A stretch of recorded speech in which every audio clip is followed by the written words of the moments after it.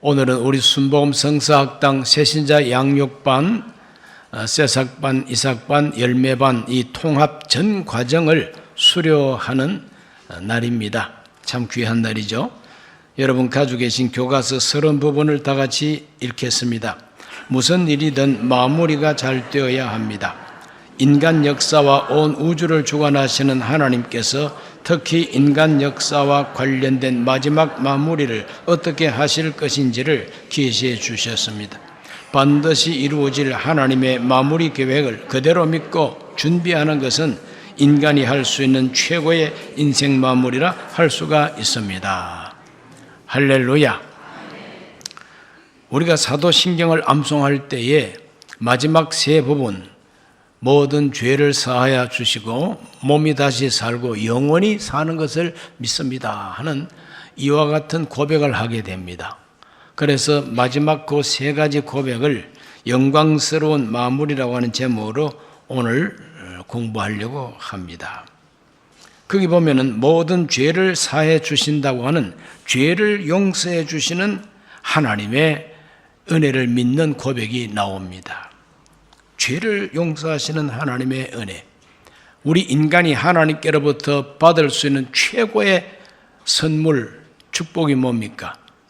일생에 지은 모든 죄를 마지막에 하나님이 다 용서해 주셔서 없는 것처럼 씻어주시고 기억조차 하지 아니해 주시는 용서의 은혜야말로 최고의 은혜가 아닐 수가 없습니다.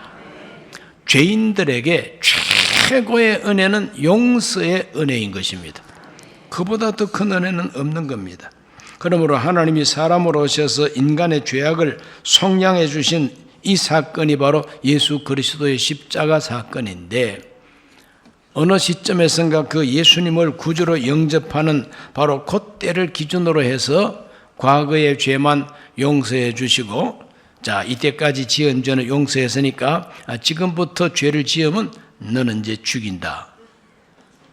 이것이 하나님의 뜻이 아니라는 거예요.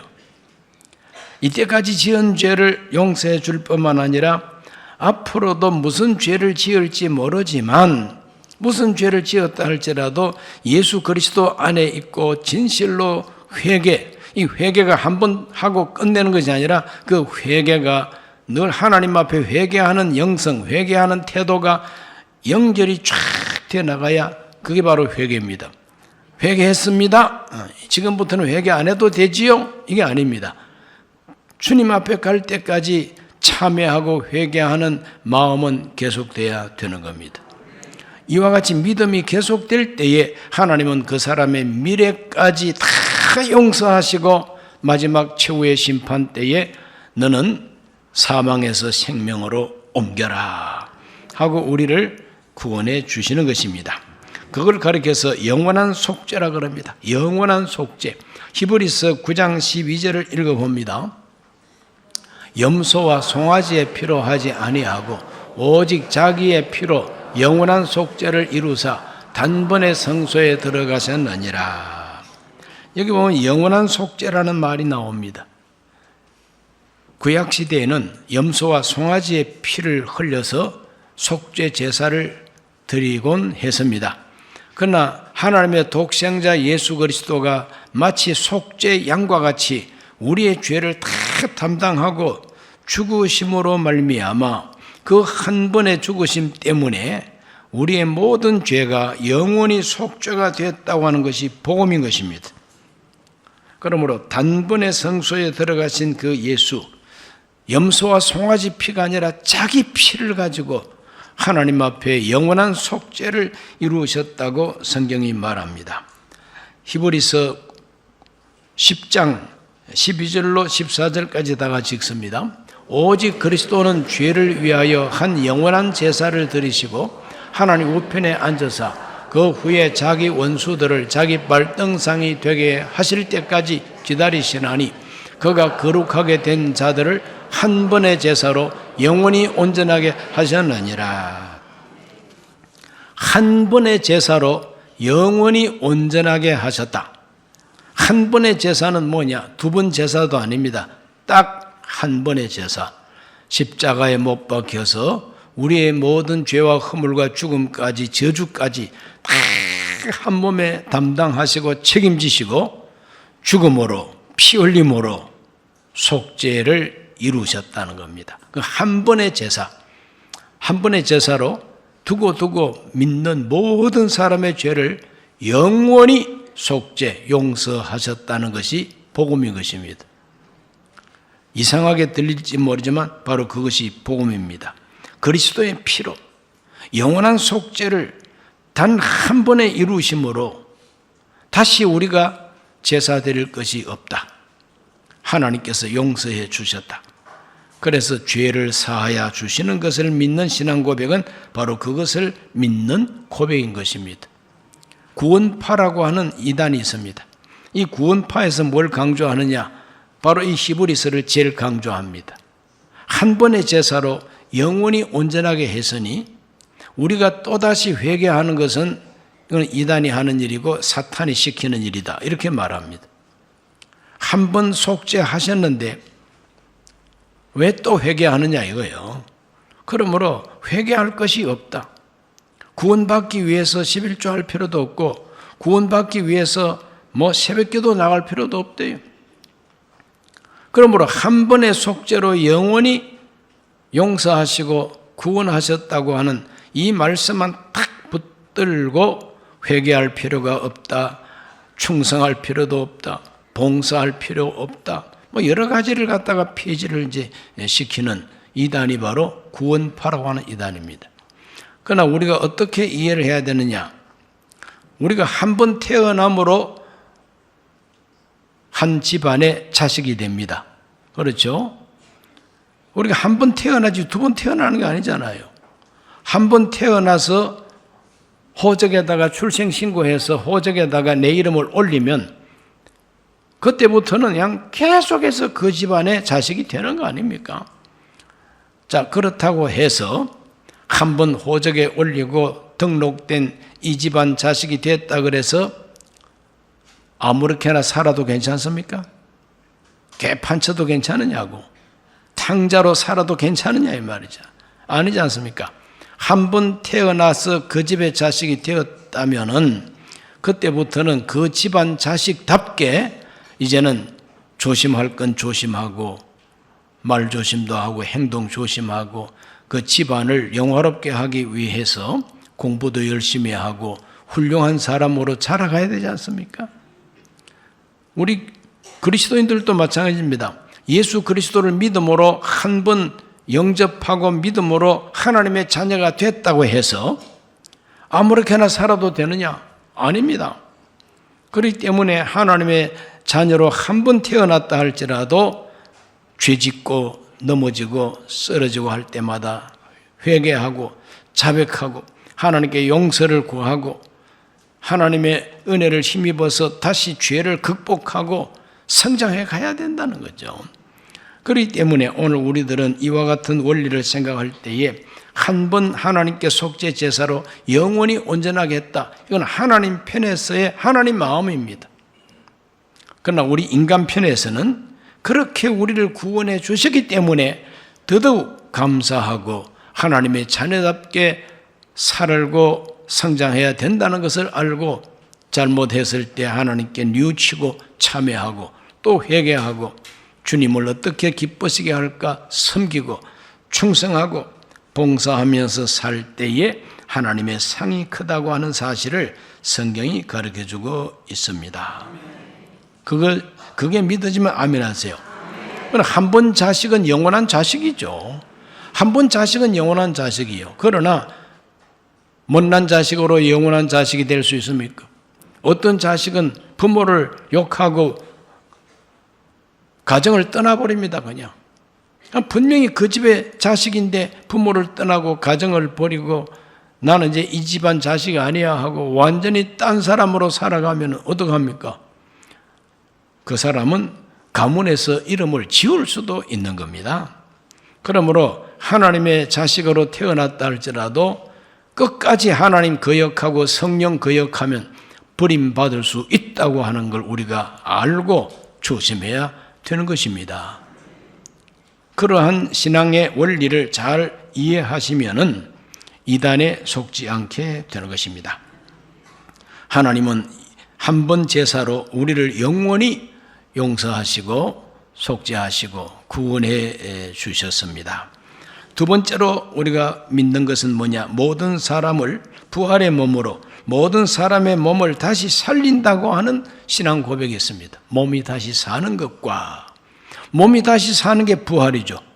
몸이 다시 사는 것이 죽은 사람이 화장해서 뼈가루로 남아있다 할지라도 하나님께서 마지막 날에, 부활의 날에 다 살려낸다는 거예요. 그래서 우리 예수님께서 직접 그걸 말씀하셨습니다. 요한복음 5장 28절 말씀 29절까지 다 같이 읽어보겠습니다. 이를 놀랍게 여기지 말라. 무덤 속에 있는 자가 다 그의 음성을 들을 때가 오나니 선한 일을 행한 자는 생명의 부활로, 악한 일을 행한 자는 심판의 부활로 나오리라. 여기는 심판의 부활과 생명의 부활이 분명히 나옵니다. 그래서 무덤 속에 있는 자들이 다 그의 음성, 심판주 예수 그리스도의 음성을 듣고 다 다시 그 몸이 살아난다고 하는 것을 예수님이 직접 말씀하고 계십니다. 사도 요한에게 예수님이 계시를 하실 때에 바로 이 말씀을 좀 더 구체적으로 말씀하셨어요. 요한계시록 20장 11절로 14절 말씀을 다 같이 읽습니다. 또 내가 크고 흰 보호자와 그 위에 앉으신 이를 보니 땅과 하늘이 그 앞에서 피하여 간 데 없더라. 또 내가 보니 죽은 자들이 큰 자나 작은 자나 그 보호자 앞에 서 있는데 책들이 펴 있고 또 다른 책이 펴졌으니 곧 생명책이라.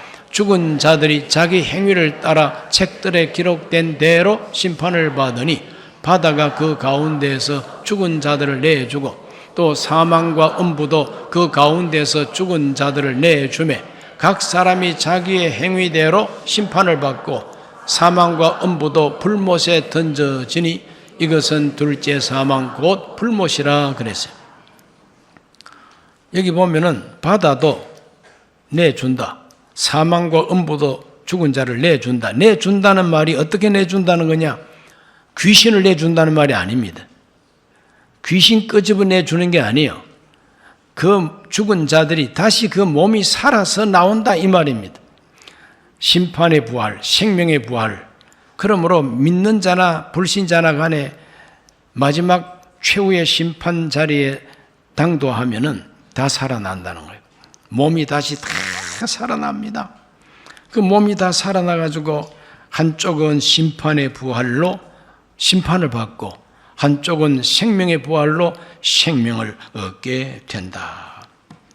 이것을 믿는 신앙이 우리 기독교 신앙입니다. 몸이 다시 사는 것을 믿습니까? 오늘 이 자리에 계신 여러분은 심판의 부활로 다시 살 줄을 믿으시길 바랍니다. 예수님 안에서 죽은 자들, 자는 자들은 우리 예수님께서 함께 데리고 오신다고 사도 바울은 우리에게 가르쳐주고 있습니다. 데살로니가전서 4장 14절을 읽어봅니다. 우리가 예수께서 죽으셨다가 다시 살아나심을 믿을진데 이와 같이 예수 안에서 자는 자들도 하나님이 그와 함께 데리고 오시리라.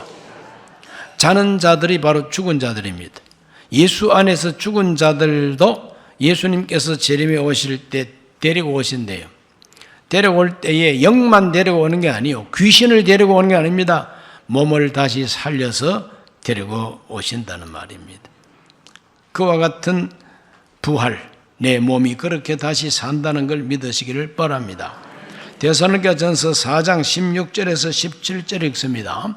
주께서 호령과 천사장의 소리와 하나님의 나팔 소리로 친히 하늘로부터 강림하시리니 그리스도 안에서 죽은 자들이 먼저 일어나고 그 후에 살아남은 자들도 그들과 함께 구름 속으로 끌어올려 공중에서 주를 영접하게 하시니 그래야 우리가 항상 주와 함께 있으리라. 믿습니까? 그러므로 우리 예수님께서 저공중 재림할 때에 끌어올리신다. 끌어올 때 영을 끌어올리는 게 아닙니다. 부활한 사람들을, 부활한 몸을 끌어올리신다. 그래서 주와 함께 영원히 같이 있게 해주신다는 거예요. 이것이 바로 영광스러운 부활입니다. 생명의 부활입니다. 생명의 부활에 참여하는 자는 예수님과 함께 와서 예수님 계신 곳으로 다 올라가서 예수님과 함께 영생하게 된다는 겁니다. 몸이 다시 사는 것을 믿는 신앙은 바로 그와 같은 신앙이라 그랬습니다. 고린도전서 15장 51절과 52절을 읽어봅니다. 보라, 내가 너희에게 비밀을 말하노니 우리가 다 잠잘 것이 아니요 마지막 나팔의 순식간에 홀연히 다 변화되리니 나팔 소리가 나매 죽은 자들이 썩지 아니할 것으로 다시 살아나고 우리도 변화되리라. 이거 비밀이라고 그랬어요. 신비입니다. 비밀은 바로 신비입니다. 우리 인간이 이해할 수가 없어요. 해석할 수도 없습니다. 그러나 하나님이 그렇게 딱 계획하고 계신 것은 홀연히 우리가 다 변화가 되어가지고 하나님이 우리를 영생하게 하신다. 이것이 몸이 다시 산다는 걸 믿는 신앙인 것입니다. 그러므로 얼마나 영광스러운 마무리가 됩니까, 여러분? 모든 죄를 갖다가 없는 것처럼 싹 씻어버려 주시는 것도 영광스러운 마무리죠. 뒤끝이 남아있으면 안 되잖아요. 싹 용서했으면 다 잊어버리십니다. 그 용서했다 그러면서 걸핏하면 너 아무 때에 이런 짓 했잖아. 자꾸 이렇게 말하면은 그건 용서도 아니죠. 그건 하나님은 다 잊어주신다 그랬어요. 영광스러운 마무리예요. 우리 몸이 죽었습니다. 예수님 믿으면서도 암 투병하다가 죽는 분도 있고 불의의 사고를 당해서 일찍이 세상 떠나는 분도 있고 뭐 여러 가지 죽음이 있지 않습니까? 그러면 예수 믿고 죽은 자들 아무 일도 없으면은 참 허무합니다. 그러나 죽었다 할지라도 그 시신이 땅에서 썩든지 재가 되어 있든지 뭐 녹아서 없어졌든지 간에 하나님은 기억하시고 다시 살려내시고 부활시켜서 영생하게 하시는 하나님, 얼마나 영광스러운 마무리가 됩니까? 할렐루야. 그와 같은 마무리를 하나님이 딱 계획하고 계시다는 거죠. 세 번째로 마지막으로 고백하는 게 뭐냐? 부활한 성도들을 영원히 살게 하신다. 영원히 살게 하신다. 요즘같이 봄, 여름, 가을, 겨울 속에 겨울에 춥고 여름에 이렇게 덥고 이렇게 더운 여름이 영원히 계속된다 그러면 지구를 떠나고 싶죠. 어쨌거나 하나님은 부활한 우리 성도들, 부활된 이 몸을 가지고 어떻게 할 거냐? 영생한다는 거예요. 영생한다는 거죠. 성경은 최후 심판의 날에 생명책에 기록된 모든 성도들, 새하늘과 새 땅에 있는 새 예루살렘 성에서 영생하게 된다고 말씀하고 계셔요. 요한계시록 21장 1절로 4절 오늘 본문 다시 읽습니다. 또 내가 새 하늘과 새 땅을 보니 처음 하늘과 처음 땅이 없어졌고 바다도 다시 있지 않더라. 또 내가 보매 거룩한 성 새 예루살렘이 하나님께로부터 하늘에서 내려오니 그 준비한 것이 신부가 남편을 위하여 단장한 것 같더라. 내가 들으니 보좌에서 큰 음성이 나서 이르되 보라, 내가 하나님의 장막이 사람들과 함께 있으며 하나님이 그들과 함께 계시리니 그들은 하나님의 백성이 되고 하나님은 친히 그들과 함께 계셔서 모든 눈물을 그 눈에서 닦아주시니 다시는 사망이 없고 애통하는 것이나 혹하는 것이나 아픈 것이 다시 있지 아니하리니 처음 것들이 다 지나갔음이러라. 부활한 몸을 가지고 하나님과 함께 눈물 없이 고통 없이 아픈 거 없이 영원히 산다. 이거 얼마나 영광스러운 마무리입니까? 할렐루야. 이보다 더 좋을 수는 없는 거 아니에요. 그러므로 성경은 바로 우리 인간 운명의 그 마지막 마무리가 이렇게 된다는 거예요. 여러분, 좋습니까? 나쁩니까? 아유, 그런 일은 없어도 괜찮아요. 그런 사람 혹 있습니까? 참 좋습니다. 마무리가 정말 새하늘과 새 땅에서 영생하는 마무리입니다. 새 예루살렘 성에서의 삶에는 눈물도 없고 사망도 애통, 곡하는 것, 아픈 것 다 없다 그랬어요. 생명수 샘물을 마시고 생명수 강이 흐르는 성 안에서 생명나무 열매를 먹으며 다시는 밤과 저주가 없이 예수님을 대면하고 산다고 성경은 말하고 있습니다. 요한계시록 22장 1절로 5절을 다 같이 읽습니다. 또 그가 수정같이 맑은 생명수의 강을 내게 보이니 하나님과 및 어린 양의 보호자로부터 나와서 길 가운데로 흐르더라. 강 좌우에 생명나무가 있어 12가지 열매를 맺되 달마다 그 열매를 맺고 그 나무 잎사귀들은 만국을 치료하기 위하여 있더라. 다시 저주가 없으며 하나님과 그 어린 양의 보호자가 그 가운데 있으리니 그의 종들이 그를 섬기며 그의 얼굴을 볼 터이요 그의 이름도 그들의 이마에 있으리라. 다시 밤이 없겠고 등불과 햇빛이 쓸데없으니 이는 주 하나님이 그들에게 빛이심이라. 그들이 세세토록 왕노릇하리로다. 이거 얼마나 영광스러운 마무리입니까? 야, 정말 해피엔딩, 글로리 엔딩입니다. 영광스러운 마지막이에요. 오늘 우리가 이와 같은 마무리 안에 주인공이 다 돼야 될 줄로 믿습니다. 정말 영광스러운 마무리가 됩니다. 영원히 용서받고 몸이 다시 살아가지고 영원히 생명수 시내가에서 이렇게 산다. 이거 얼마나 영광스러운 마무리입니까? 그렇게 될 줄로 믿습니까? 그렇게 분명히 될 테니까 혹 죽음이 가까이 오더라도 너무 두려워하거나 너무 마음의 슬픔을 갖지 말게 되시기를 바랍니다. 왜? 더 영광스러운 미래가 우리를 위해서 준비되어 있기 때문이다 이 말이죠. 그런데 한 가지 이제 있어요. 뭐가 있느냐? 뒷끝이 남아 있어요. 그 뒷끝이 남아 있는데 인간이니까 뒷끝이 남아 있어요. 내가 아무리 그렇게 참 천국에 간다 할지라도 원수는 원수요. 억울한 건 억울한 거예요. 원한 맺힌 건 원한 맺힌 거란 말이에요. 이 원한을 풀어줘야 이게 영광스러운 마무리지. 원한이 맺힌 그대로 천당 가서 살면 그게 천당입니까? 그렇잖아요. 미워 죽겠는데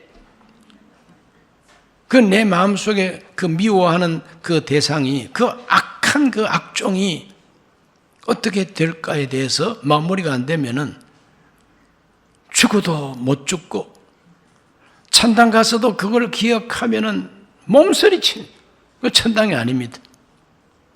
그래서 하나님께서 진짜 마무리를 멋있게 하시는데 믿는 우리에게는 새하늘과 새 땅에서 영생하게 하지만은 믿지 않는 자와 악한 자들 이런 사람들은 불못에서 영생하게 하신다고 성경이 말하고 있어요. 그러니 못된 인간들이 그 못된 거짓말쟁이가 지옥불에 던져진다는 걸 우리가 생각하고 지옥불에 분명히 던져진다는 믿음이 우리 확실하면은 원한이 싹 풀린다는 거예요. 그렇지 않겠습니까? 그리고 하나님은 우리 인간을 다 아십니다. 사람의 심정을 다 아시기 때문에 우리 인류의 원수를 하나님이 싹 갚아주신다는 거예요. 요한계시록 20장 10절 말씀 읽어봅니다. 또 그들을 미혹하는 마귀가 불과 유황못에 던져지니 거기는 그 짐승과 거짓 선자도 있어 세세토록 밤낮 괴로움을 받으리라. 세세토록 하는 이 말이 영생입니다. 세세토록 안 죽고 살아는 있지만은 불못에 빠져가지고 살아있다는 거예요. 죽는 것도 그냥 딸꾹하고 죽으면 끝입니다.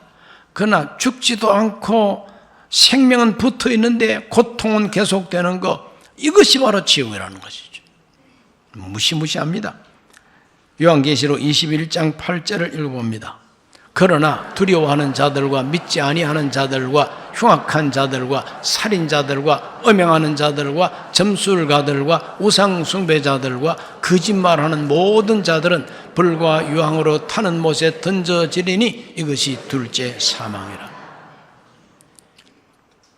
못된 인간들은 이런 말을 잘합니다. 한 번 죽지 두 번 죽냐? 아닙니다. 두 번 죽어. 한 번 죽으면 끝이 아닙니다. 두 번 죽습니다. 두 번째 죽음이 바로 뭐냐? 지옥불에 들어가는 게 두 번째 죽음이라고 그랬어요. 그럼 그 지옥불은 어느 정도 지옥불이냐? 마가복음 9장 48절로 49절 예수께서 말씀하십니다. 거기에서는 구더기도 죽지 않고 불도 꺼지지 아니하느니라. 사람마다 불로서 소금 치듯 함을 받으리라 그랬어요. 그 지옥불 속에는 구더기도 안 죽는다 그랬어요. 그러니까 세세토록 살아서 고통받는 그 유황불이 바로 지옥불이라고 말하고 있습니다. 자, 악한 자들, 정말 참 믿음의 원수들, 특별히 마귀의 조종을 받은 적그리스도와 그 적그리스도를 찬양했던 거짓된 선지자들 모두가 다 지옥불에 들어간다고 성경이 말하고 있지 않습니까? 그러므로 우리는 너무 원한 맺힌 마음 가지고 천당 갈 필요 없어요. 마음에 맺힌 원수, 원한, 미움, 아주 좋지 못한 트라우마 이런 걸 가지고 천당 안 갑니다. 하나님께서 한꺼번에 싹 마무리를 해 주시는 거죠. 무엇으로? 영원히 꺼지지 않는 불 속에 싹 넣어가지고 세세토록 고통을 받게 한다고 성경이 말하고 있어요. 그렇기 때문에 영광스러운 마무리 두 가지, 새하늘과 새 땅에서 영생하는 것은 믿는 자가 마무리되는 운명이고, 불못에서 유황불못에서 세세토록 고통을 받는 바로 그 마무리는 불신자와 악한 자들의 인생 마무리라는 거예요. 여러분, 그래도 마음에 한이 남습니까? 절대 남을 수가 없죠. 마음에 한이 남지를 않습니다. 왜? 한을 하나님이 불로서 해결해 주시니까. 이것이 바로 영광스러운 마무리입니다. 오늘 저와 여러분 모두가 다 정말 하나님이 계획하고 계시는 이 영광스러운 마무리 속에서 모든 죄를 다 용서받고 내 몸이 다시 살아나서 하나님이 예비하시는 새 하늘과 새 땅에서 영생하시기를 주의 이름으로 축원합니다. 기도합니다. 살아계신 아버지 하나님, 오늘 하나님 앞에서 영광스러운 마무리에 대한 공부를 했습니다. 우리 모두는 장차 우리에게 가져올 새하늘과 새 땅을 바라봅니다. 주 예수 그리스도 재림을 통해서 이루어진다 했사오니 주님을 기다리는 성도들이 다 되게 해 주옵소서. 예수님 이름으로 기도하옵나이다. 아멘.